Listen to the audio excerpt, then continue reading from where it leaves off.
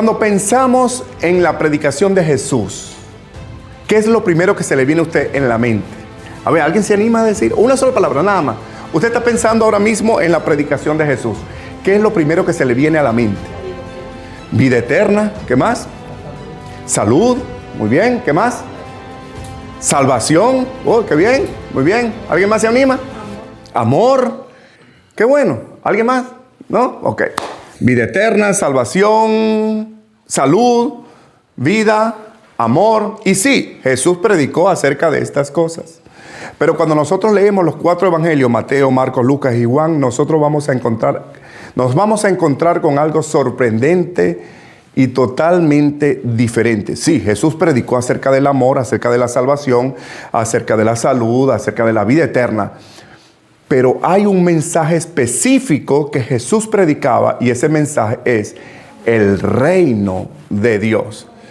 Él, cuando comenzó de niño, que abrió las escrituras, ¿qué fue lo que dijo?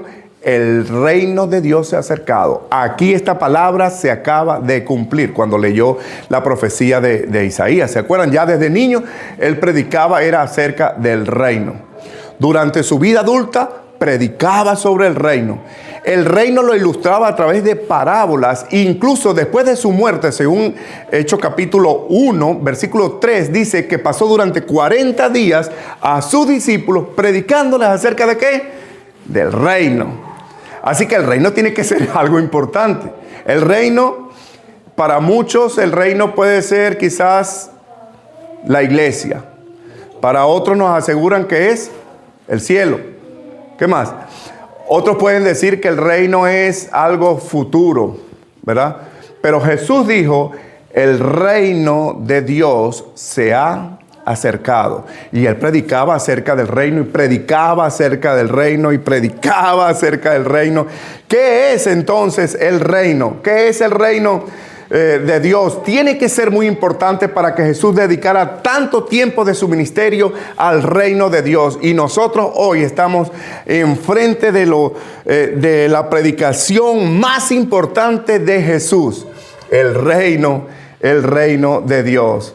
¿Qué es realmente ese reino que Jesús predicó? Hoy vamos a estar entendiendo el reino que Jesús predicó. Miren, en Mateo capítulo 7, versículo 17 dice así: desde entonces comenzó Jesús a predicar y a decir, arrepentíos, porque el reino se ha acercado. Miren, la razón principal por la cual nosotros tenemos que tener arrepentimiento de corazón en nuestra vida, y entiéndase, arrepentimiento es dejar de hacer lo malo y comenzar a hacer lo bueno, cambiar nuestra mente completamente al eterno. Arrepentidos. La razón principal es el reino de los cielos se ha acercado.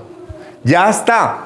O sea, ya no es algo que puede ser que a mí que yo tenga una idea de lo que es. No. Vino a hablarnos personalmente. Hoy estuvimos estudiando cómo Dios le habló a los patriarcas. Y estamos estudiando los patriarcas. Después vamos a ver cómo Dios le habló a Moisés. Pero en la era cristiana ya Dios no le habla a la gente a través de los patriarcas o a través de Moisés. Él vino a hablarnos personalmente. Y lo que Él nos hablaba era acerca del reino. El reino es el gobierno de Dios sobre el corazón del ser humano. Entienda eso. El reino es el gobierno de Dios sobre el corazón del ser humano. Lucas 17, versículos 20 al 21 dice, el reino de Dios no vendrá con advertencia, porque el reino de Dios está ¿en dónde? Entre vosotros. Es allí donde está el reino de Dios. Dice Juan 3:3, el que no naciere de nuevo no puede ver ¿qué? El reino de Dios. ¿Vieron?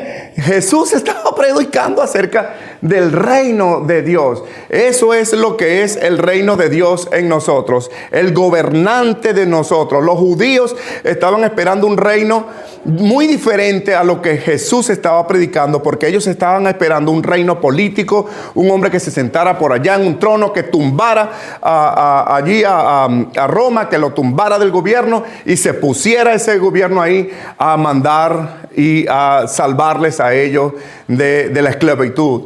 Pero no fue eso lo que Jesús vino a enseñar. El reino no comienza con un trono terrenal.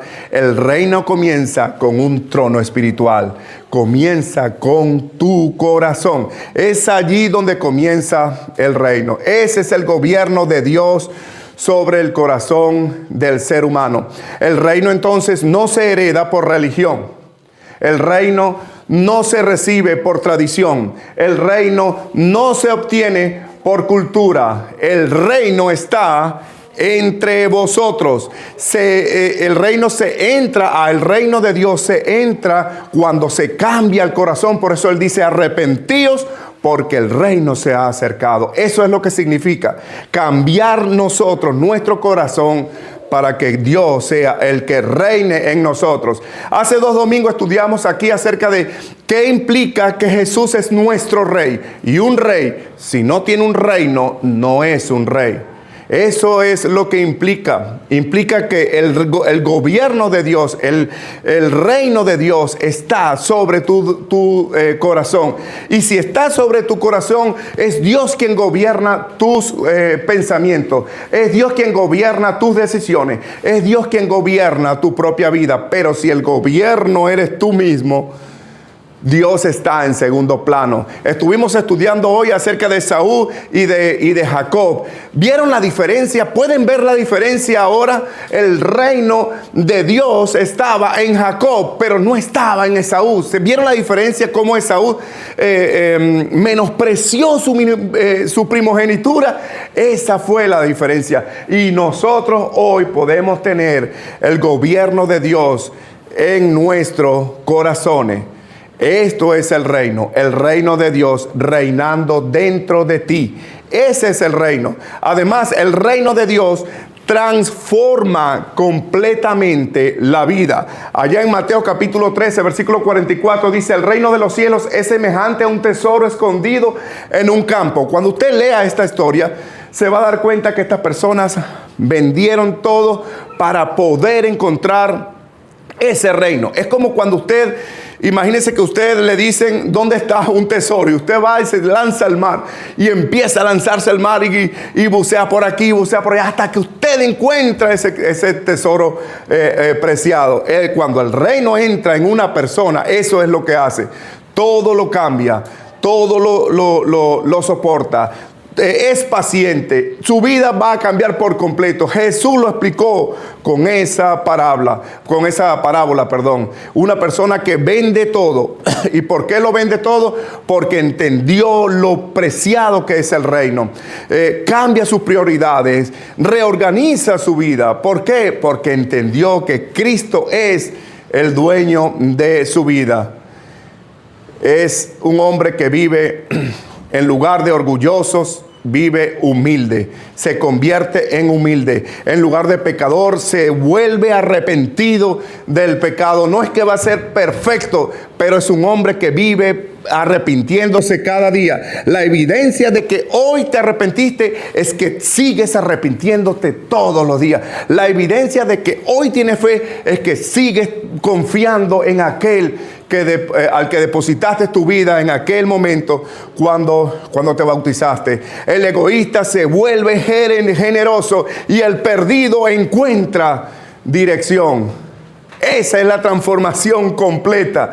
Cuando el reino se vuelve la prioridad en nuestras vidas, todo lo demás pasa en segundo lugar, en segundo plano. El reino que Jesús predicó tiene 2 partes.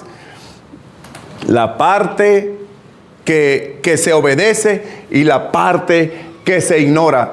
Y vuelvo otra vez a lo que estudiamos con Esaú y con Jacob, porque también ahí había 2 partes. La parte que se menospreció y la parte que se apreció. Eso es lo que debemos hacer cuando escuchamos acerca del reino. Así que la pregunta no es: ¿escuchaste acerca del reino? La pregunta es: ¿gobierna tu vida el reino de Dios? Esa es la pregunta que debemos hacernos. En Mateo capítulo 6, versículos 33, la Biblia dice esto interesante, que seguro lo has oído muchas veces en tu vida: buscad primeramente el reino de Dios y su justicia. Es lo primero que debemos buscar nosotros, el reino de Dios y su justicia. Eso es, porque el reino de Dios y su justicia debe ser lo que gobierna nuestra vida.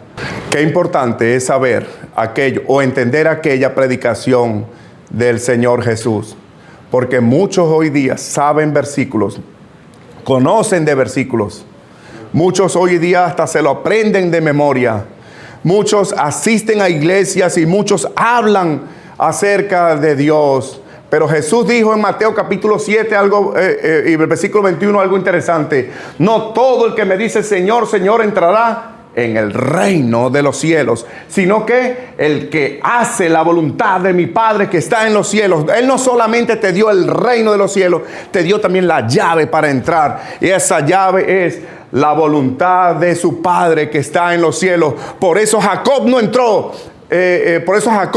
Entró porque había encontrado la llave para entrar. Y por eso Esaú no entró, porque menospreció esa llave. ¿Menospreciarás tú la llave? No todo el que me dice Señor, Señor entrará en el reino de los cielos, sino el que hace la voluntad de mi Padre que está en los cielos. Así que el reino de los cielos no es solo información. El reino de los cielos es redención al Rey. Es obediencia. El reino está cerca, dice el Señor. El reino se ha acercado. El Rey está llamando. La decisión es clara: seguir siendo el Rey de tu propia vida, o rendirte ante el Rey de Reyes y Señor de Señores. Pues el Rey de Reyes y Señor de Señores es nuestro Señor Jesucristo. ¿Te rendirás a Jesús hoy? Porque cuando Jesús reina en una persona, el reino de Dios comienza en esa vida. Amén.